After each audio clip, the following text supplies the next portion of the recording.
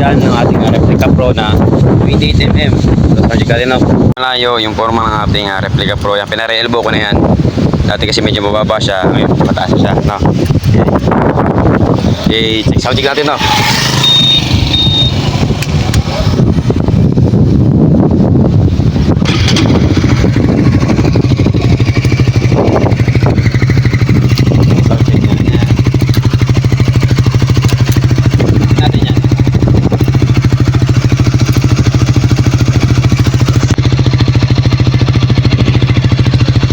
I-revolution natin kung gaano siya kalakas.